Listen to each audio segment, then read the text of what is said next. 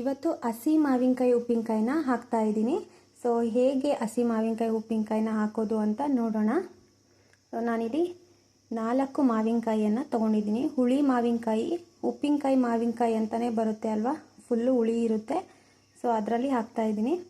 ಈಗ ಮಾವಿನಕಾಯಿನ ನೀರಲ್ಲಿ ಹಾಕ್ಬಿಟ್ಟು ನೀಟಾಗಿ ತೊಳ್ಕೊಳ್ಳೋಣ. ಸೊ ಇದು ಮಾವಿನಕಾಯಿ ಕಿತ್ತ ಮೇಲೆ ಹಾಲಲ್ಲಿರುತ್ತೆ ಅಲ್ವಾ, ಸೊ ಇದು ಹಾಗೆ ತಿಂದ್ಬಿಟ್ರೆ ಬಾಯಿಯೆಲ್ಲ ಗಾಯ ಆಗಿಬಿಡುತ್ತೆ. ಹಾಗಾಗಿ ನೋಡಿ, ಈ ಥರ ರಸ ಬರುತ್ತೆ ಅಲ್ವಾ, ಇದು ಏನಾದರೂ ನಮ್ಮ ಬಾಯಿಗೆ ತಗುಲ್ತು ಅಂತಂದರೆ ಬಾಯಿ ಗಾಯ ಆಗಿಬಿಡುತ್ತೆ. ಸೊ ನೀಟಾಗಿ ತೊಳ್ಕೊಬೇಕು.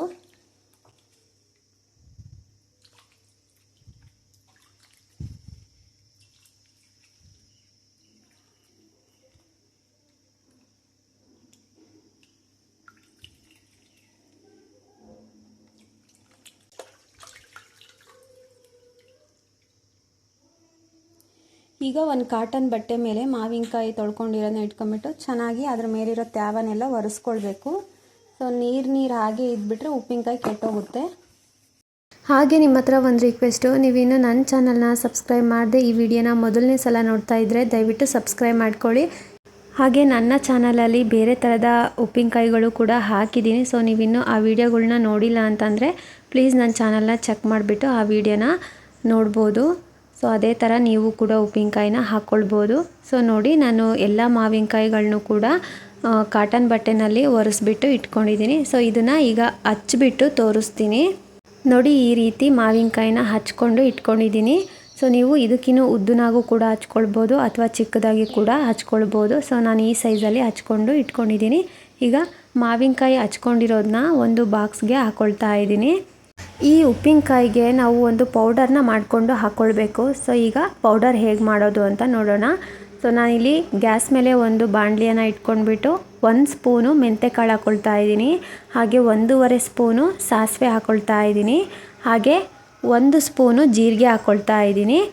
ಸೊ ಈ ಮೂರನ್ನು ಮೀಡಿಯಮ್ ಫ್ಲೇಮಲ್ಲಿ ಇಟ್ಕೊಂಡು ನಾವು ಹುರ್ಕೊಳ್ಬೇಕು. ಸೊ ಇದು ಹುರಿದ್ಬಿಟ್ಟು ಪೌಡ್ರ್ ಮಾಡ್ಕೊಳ್ಬೇಕು. ನೋಡಿ, ಈ ರೀತಿ ಹುರ್ಕೊಂಡಿದ್ದೀನಿ. ಸಾಸಿವೆ, ಜೀರಿಗೆ, ಮೆಂತ್ಯ ಎಲ್ಲ ಲೈಟಾಗಿ ಹುರ್ಕೊಂಡಿದ್ದೀನಿ. ಸೊ ಇದನ್ನು ಈಗ ಮಿಕ್ಸಿ ಜಾರ್ಗೆ ಹಾಕ್ಕೊಳ್ಳೋಣ. ಮಿಕ್ಸಿ ಜಾರ್ಗೆ ಹಾಕಿಬಿಟ್ಟು ನಾನು ತಣ್ಣಗಾಗೋದಕ್ಕೆ ಬಿಡ್ತಾ ಇದ್ದೀನಿ. ಸೊ ಕಂಪ್ಲೀಟಾಗಿ ತಣ್ಣಗಾದ್ಮೇಲೆ ನಾವು ಪೌಡ್ರ್ ಮಾಡ್ಕೊಳ್ಬೇಕು ಇದನ್ನು. ಸೊ ಪೌಡ್ರ್ ಮಾಡ್ಕೊಂಡ್ಮೇಲೆ ತೋರಿಸ್ತೀನಿ.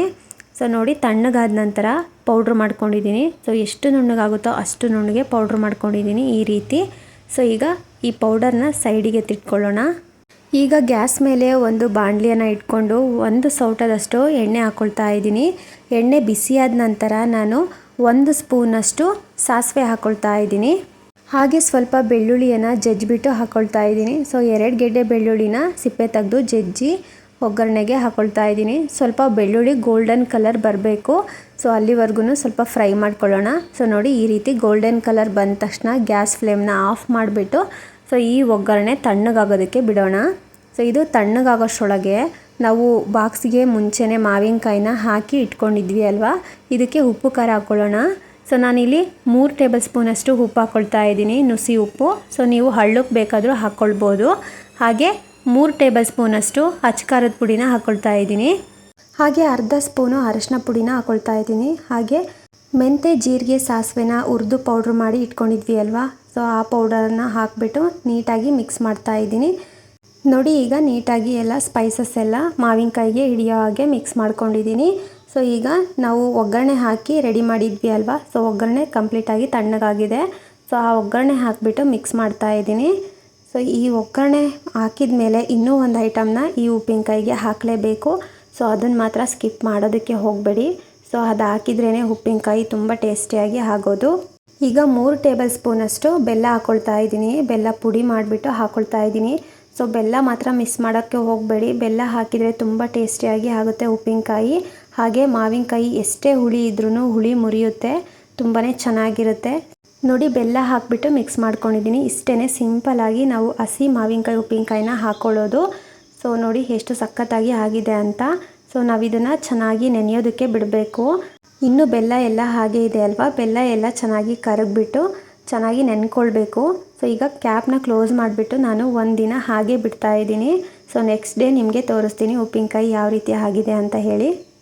ನೋಡಿ ನೆಕ್ಸ್ಟ್ ಡೇ ತೋರಿಸ್ತಾ ಇದ್ದೀನಿ ಎಷ್ಟು ಸಖತ್ತಾಗಿ ಉಪ್ಪಿನಕಾಯಲ್ಲಿ ರಸ ಬಿಟ್ಕೊಂಡಿದೆ, ಹಾಗೆ ಎಣ್ಣೆ ಕೂಡ ಬಿಟ್ಕೊಂಡಿದೆ. ಸೊ ನೋಡಿ ಎಷ್ಟು ಕಲರ್ಫುಲ್ಲಾಗಿ ಎಷ್ಟು ಚೆನ್ನಾಗಿ ಆಗಿದೆ ಅಂತ, ಹಾಗೆ ಟೇಸ್ಟು ಕೂಡ ಸೂಪರಾಗಿರುತ್ತೆ. ಸೊ ಒಂದು ಸಲ ಈ ವಿಧಾನದಲ್ಲಿ ಹಸಿ ಮಾವಿನಕಾಯಿ ಉಪ್ಪಿನಕಾಯಿನ ಟ್ರೈ ಮಾಡಿ ನೋಡಿ, ಊಟದ ಜೊತೆ ನೆಂಚ್ಕೊಳ್ಳೋದಕ್ಕೆ ಮಸ್ತಾಗಿರುತ್ತೆ.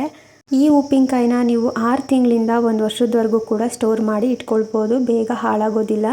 ಸೊ ಹಾಗೆ ನೀವು ಈ ಉಪ್ಪಿನಕಾಯನ್ನು ಪಿಂಗಾಣಿ ಅಥವಾ ಗ್ಲಾಸ್ ಕಂಟೈನರು ಅಥವಾ ಪ್ಲಾಸ್ಟಿಕ್ ಬಾಕ್ಸಲ್ಲಿ ಕೂಡ ಹಾಕಿ ಇಡ್ಬೋದು.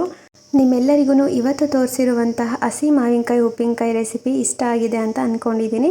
ಸೊ ಇಷ್ಟ ಆಗಿದ್ದರೆ ಪ್ಲೀಸ್ ನನ್ನ ಚಾನಲ್ನ ಸಬ್ಸ್ಕ್ರೈಬ್ ಮಾಡ್ಕೊಳ್ಳಿ, ಹಾಗೆ ಲೈಕ್ ಮಾಡಿ, ನಿಮ್ಮ ಫ್ರೆಂಡ್ಸ್ಗೆ ಫ್ಯಾಮಿಲೀಸ್ಗೆಲ್ಲ ಈ ವಿಡಿಯೋನ ಶೇರ್ ಮಾಡಿ. ಈ ವಿಡಿಯೋನ ನೋಡಿರೋ ತಮ್ಮೆಲ್ಲರಿಗೂ ಧನ್ಯವಾದಗಳು.